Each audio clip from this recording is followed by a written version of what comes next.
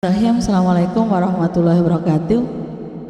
Ketemu lagi dengan saya Endah Wening. Kali ini kita akan bahas tentang penghapusan logistik. Lanjut. Kalau ini digambarkan logistik, ini logistik farmasi ya. Kalau dilihat kan banyak banget, ini baru klinik kecil gitulah, bahasanya seperti itu. Lanjut. Ini salah satu contoh proses pemusnahan logistik farmasi. Ya, ini obat-obat yang sudah kadaluarsa, bagaimana nanti pemusnahannya dan segala macam. Lanjut. Nah, penghapusan logistik itu apa sih gitu? Nah, secara umum penghapusan itu dapat dikatakan sebagai kegiatan dan usaha-usaha pembebasan barang dari pertanggungjawaban sesuai peraturan atau perundang-undangan. Ini menurut Subagio tahun 1994. Lanjut. Nah, secara operasional penghapusan logistik itu merupakan pengakhiran fungsi logistik dengan pertimbangan-pertimbangan dan argumentasi-argumentasi tertentu yang dapat dipertanggungjawabkan. Itu definisi secara operasional. Lanjut. Apa sih kriteria untuk penghapusan logistik ini gitu? Kriterianya apa saja sih logistik itu bisa dihapuskan gitu? Yang pertama, logistik yang akan dihapus itu sudah sangat tua atau rusak. Itu yang pertama. Artinya apa? Logistik yang tua ini atau yang sudah rusak itu biasanya dapat membahayakan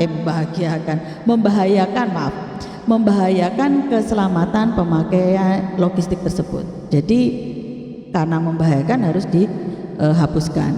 Yang kedua, karena apa? Kualitas maupun kuantitas output yang dihasilkan itu sudah tidak dapat mencapai tingkat optimal. Misalnya mesinnya sudah tua, ya, mendekati rusak, untuk proses produksi pasti hasilnya tidak optimal. Apalagi tidak sebanding gitu deh. Apalagi dibandingkan dengan biaya operasional itu biasanya relatif lebih tinggi. Terus alasan yang selanjutnya itu adalah apabila logistik ini dioperasionalkan terus, itu akan menimbulkan inefektivitas dan inefisiensi organisasi. Nah, ini juga harus dipertimbangkan ketika logistik yang dihapus itu yang sangat tua itu biasanya menjadi penghambat dalam kegiatan operasional perusahaan. Lanjut.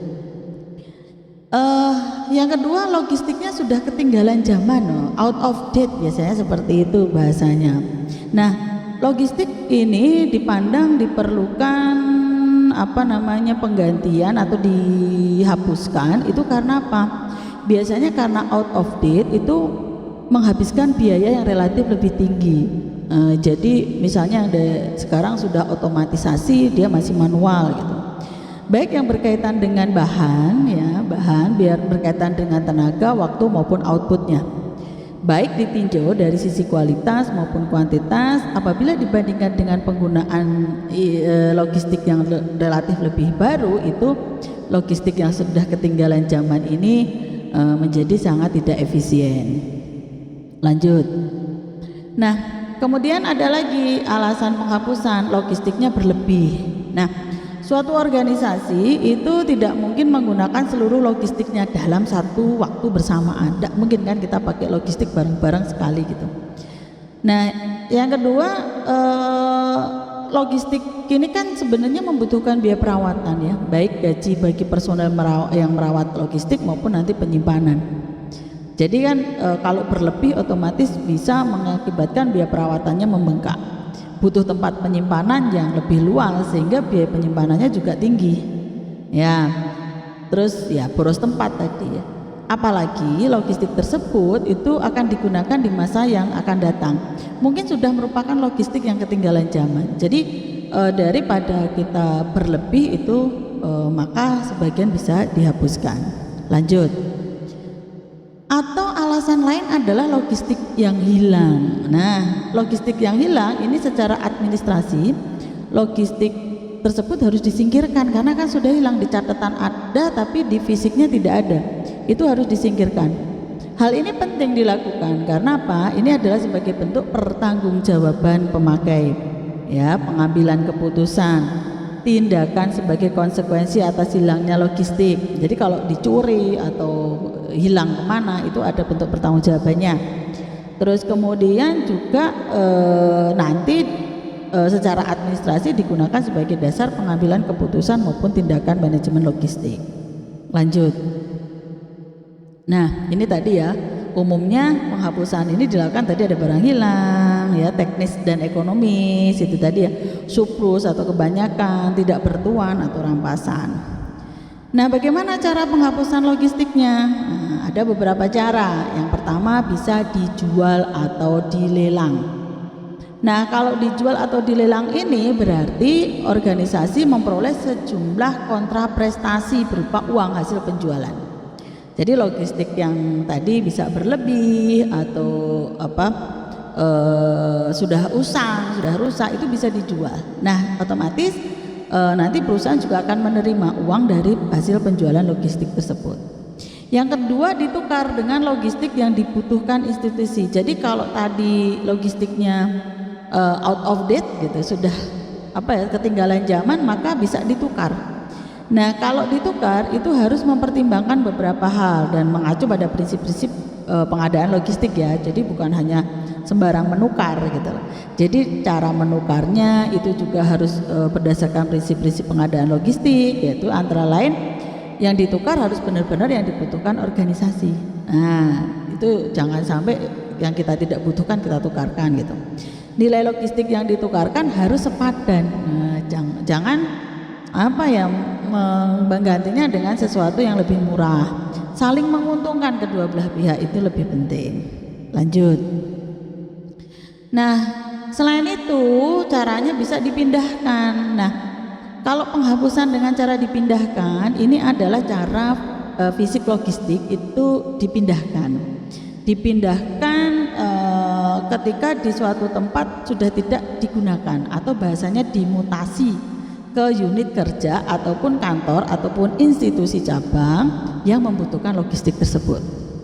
Dengan demikian pemusnahan logistik ini dapat masih dalam ruang lingkup organisasi internal. Jadi tidak dijual, tidak kemana, tapi cuma dipindahkan dari satu unit kerja ke unit kerja yang lain. Terus kemudian bisa juga dihibahkan. Nah, kalau penghapusan logistik dengan cara dihibahkan itu berarti organisasi memberikan secara cuma-cuma. Jadi gratis gitu kepada pihak atau organisasi lain yang membutuhkan logistik yang dihapus. Jadi tidak ada bentuk kontraprestasi yang kita terima. Lanjut. Nah, bisa juga pemusnahannya itu dengan pemanfaatan kembali. Nah, penghapusan dengan cara pemanfaatan kembali itu berarti barang yang dihapus itu kemudian diubah menjadi barang lain ya yang memiliki fungsi atau kegunaan berbeda. Ya, dari fungsi dan kegunaan barang semula. Jadi di recycle gitu, bahasanya seperti itu. Bisa juga dimusnahkan. Nah, penghapusan logistik bisa juga dilakukan dengan cara dimusnahkan. Adalah kalau kayak gini benar-benar logistiknya hilang karena musnah. Nah, kalau dimusnahkan ini artinya logistik tersebut sudah tidak mungkin untuk diimplementasikan lagi. Jadi sudah hilang. Lanjut. Nah, ini contoh logistik yang di recycle. Biasanya kertas, plastik dan segala macam dihancurkan, kemudian nanti diolah menjadi produk yang lain. Lanjut. Kalau ini contoh pemusnahan logistik. Jadi ini sebenarnya obat-obat dan segala macam ini bisa dimusnahkan dengan ya dia tanpa bekas ya, tanpa bisa diimplementasikan lagi. Lanjut. Nah, program penghapusan logistik itu dapat ditinjau dari dua aspek, yaitu aspek yuridis, administratif dan prosedural, dan aspek rencana pelaksanaan teknis. Untuk aspek yuridis, administratif dan prosedural itu jadi dalam program penghapusan ini nanti harus dibentuk panitia menilai apakah logistik ini harus dihapuskan atau tidak. Identifikasi dan inventaris peraturan-peraturan yang mengikat. Jadi harus diidentifikasi itu aturan-aturan yang ada. Persyaratan atau ketentuan terhadap barang yang dihapus itu harus ada. Penyelesaian kewajiban sebelum barang dihapus itu juga harus ada. ya. Terus kemudian tinjauan tentang hibah itu bagaimana, kalau penjualan atau dilelang itu seperti apa, dan juga tata cara di pemusnahan. Nah, itu kalau di aspek yuridis. Lanjut.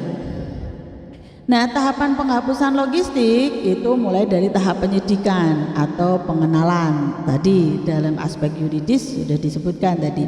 Jadi ada tahap penyidikan, apakah ini benar logistik yang akan dihapus atau tidak. Terus kemudian tahap penyaringan dan tahap penyelesaian. Tahap penyaringan itu disortir dulu nih, mana-mana yang harus bagaimana penghapusannya itu dilakukan di sini, dan tahap pelaksanaan dan pengendalian. Tahap bagaimana kita melaksanakan penghapusan, apa yang harus kita lakukan, tata caranya dan pengendaliannya. Oke, mungkin itu yang bisa Ibu sampaikan ya di penghapusan logistik. Semoga bermanfaat. Dari saya cukup sekian. Assalamualaikum warahmatullahi wabarakatuh.